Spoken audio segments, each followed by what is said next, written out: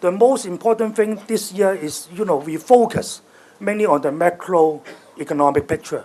In the past, when we are doing the highlights, we are more focusing on the industry or the micro side of this issue.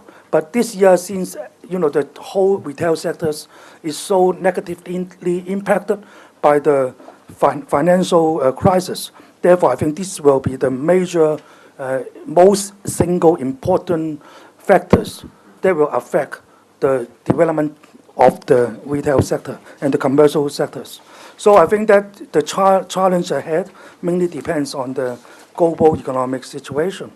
And the second issue is that in China, even though China wants to adopt the market principle to guide the economy, but everybody knows that the financial muscles of the Chinese government is so powerful that they are very, very important in directing the economy.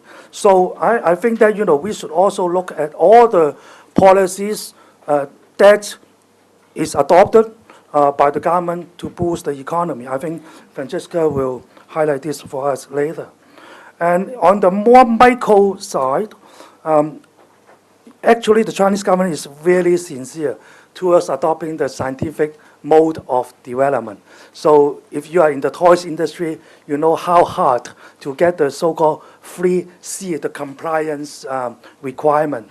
It is extremely difficult for you to get it. Li & Fung has a company called Toys R Us, and we want to, expand our retail network in the Chinese mainland.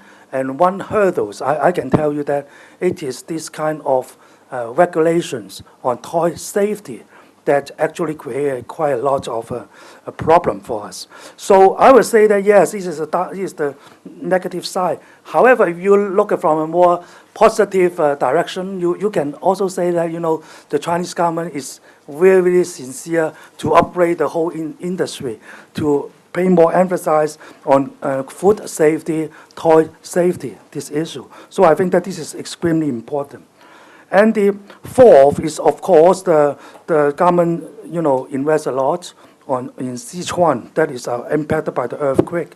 So I think that, in Sichuan area, there will be a major location that, need your attention.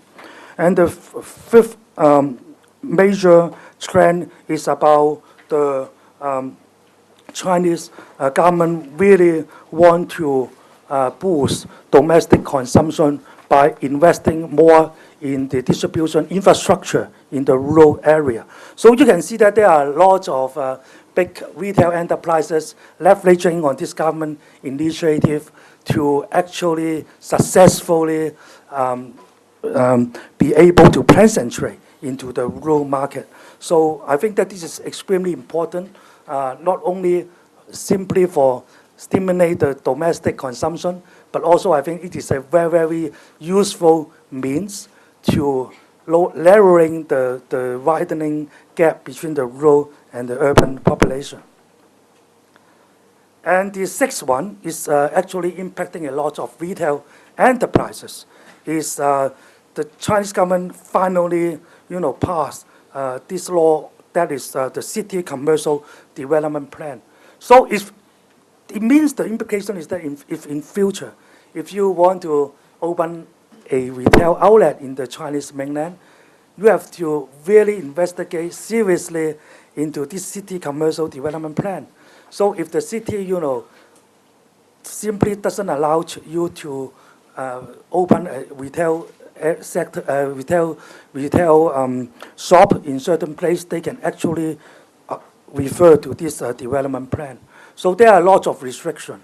So if you want to open, a hypermarket, you have to understand what is the thinking of the local government. So I think it legitimizes the Chinese government using this City Commercial Development Plan to rationalize the opening of retail stores. To actually, they want to solve the problem of over competition. The seventh highlights is that under this financial situation, the crisis, retailer expanding more cautiously. Yeah, and they are more focusing on regional expansion. No one is actually talking about have a national expansion plan. No one will talk about that. Actually, they focus on certain region, and especially nowadays, they want to concentrate the low-tier cities. In the past, we talk about the first-tier city, Guangzhou, Shanghai, and then they talk about the capital of the provinces, that is the second tier. Now they are talking about the third or even the fourth tier city, as well as the rural, that is the countryside. And the eighth is very, very important. You can't imagine that e-commerce can bring you so good result. So Francesca, you will give a lot of example about that. And the ninth is also, related to scientific mode of development. That is the Chinese government really want to promote green practice.